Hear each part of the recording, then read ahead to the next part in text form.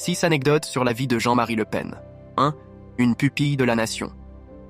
Jean-Marie Le Pen est né le 20 juin 1928 à la Trinité-sur-Mer, dans le Morbihan. Il a été scolarisé dans une école communale, puis au collège des Jésuites de Vannes, Morbihan. À seulement 14 ans, il perd son père, mort à bord de son chalutier, qui a sauté sur une mine. À Saint-Gildas de Ruy, dans le Morbihan, NDLR, m'attend l'une des pires épreuves de ma vie. Arrivé sur la plage où sont déjà le maire, un employé municipal et les gendarmes, nous sommes conduits, Paul, maman et moi, jusqu'à un gros paquet ficelé dans une grossière toile noire. Je réalise alors seulement que mon père est mort, qu'il est là, dans une réalité terrifiante, raconte-t-il. 2. Une rencontre avec De Gaulle qui le déçoit. Pour Jean-Marie Le Pen, Charles de Gaulle reste pour moi une horrible source de souffrance pour la France. Il se souvient de sa première rencontre avec lui en 1945. Il a alors 17 ans. J'allais voir le 23 juillet le général de Gaulle à Auray, Morbihan, NDLR, pour toucher le grand homme. Il n'avait pas encore acquis le métier des bains de foule et passait hiératique, un peu excédé, au milieu de la masse enthousiaste. Je serrai cette main indifférente. Il me parut laid et dit quelques banalités à la tribune tendue de tricolore. Il n'avait pas une tête de héros. Un héros doit être beau, comme Saint-Michel ou le maréchal Pétain. J'étais à nouveau déçu. 3. Une admiration pour les femmes. Jean-Marie Le Pen se confie sur ses histoires amoureuses, évoque sa première fois avec une voisine en 1944 à Carnac. Il décrit ses nombreuses rencontres. Il est vrai que j'aimais les femmes. J'étais grand, fort, blond aux yeux bleus. Cela plaisait à certaines, je ne vois pas pourquoi je me serais privé. D'autant que j'étais un amant sûr. En ces temps où la pilule n'existait pas, c'était un avantage capital et cela se savait. Les filles parlaient entre elles. Si aujourd'hui le président d'honneur du Front National a partagé sa vie avec Jeannie Le Pen depuis 25 ans, il n'hésite pas à revenir sur une situation assez dérangeante lorsqu'il était plus jeune. Un jour nous nous trouvions, un collègue et moi, dans une chambre de bonne au 7e étage d'un immeuble du 7e arrondissement, occupé à emmener au 7e ciel une étudiante d'excellente famille et sa copine quand on ouvrit la porte en frappant, c'était la tante. J'avais eu le temps de me désarimer et de rabattre le drap. 4. Une torture en Algérie qu'il dément. Dans le premier tome de ses mémoires, Jean-Marie Le Pen dément avoir eu recours à la torture lorsqu'il était en Algérie, lieutenant du UNER régiment étranger de parachutistes. L'armée française revenait d'Indochine. Là-bas, elle avait vu des violences horribles qui passent l'imagination et font paraître l'arrachage d'un ongle pour presque humain.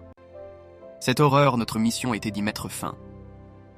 Alors oui, l'armée française a bien pratiqué la question pour obtenir des informations durant la bataille d'Alger, mais les moyens qu'elle y employa furent les moins violents possibles, a-t-il écrit.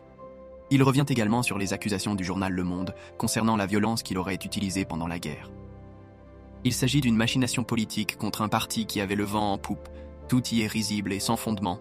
C'est du bidon, évidemment du bidon. 5. Un œil perdu. Dans les années 1970, Jean-Marie Le Pen perd l'usage de son œil gauche. L'ancien vice-président du Front National de 2011 à 2014, Alain Jamet, affirme qu'il aurait perdu la vue à la suite d'une bagarre où il aurait défendu Ahmed Djebbour, un ami algérien.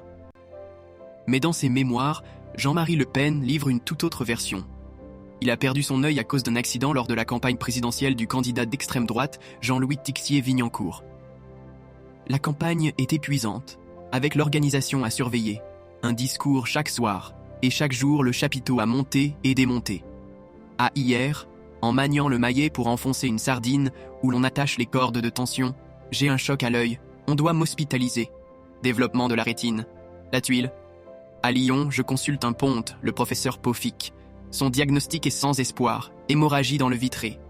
Il m'opère, mais je perds la vue d'un œil qui restera sensible à la douleur qu'elle lui cause. C'est pourquoi je porterai un bandeau, d'abord pour me protéger contre les batteries dues de projecteurs que l'on affronte sur scène.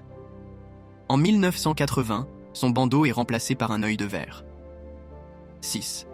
Un père peu présent pour ses filles. Dans son livre, Jean-Marie Le Pen ne s'attarde pas sur ses relations avec ses filles. Il est trop tôt, selon lui, pour évoquer ce sujet. Je pourrais en dire du mal. Je le fais parfois quand on m'y provoque. Je ne comprends pas tous leurs actes, ni tous les reproches qu'elles me font. Il avoue toutefois ne pas avoir été un père présent pour ses 3 filles, Marie-Caroline, Yann, la mère de Marion Maréchal Le Pen, et Marine.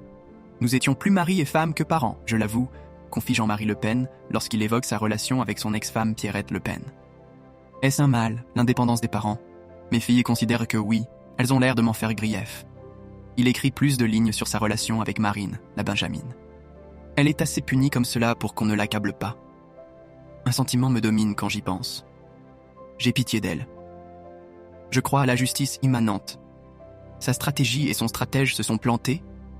En appliquant à me rendre ringard, elle s'est éclaboussée dans la manœuvre par son échec, et sans doute le Front National aussi, ce qui est plus grave, a-t-il écrit.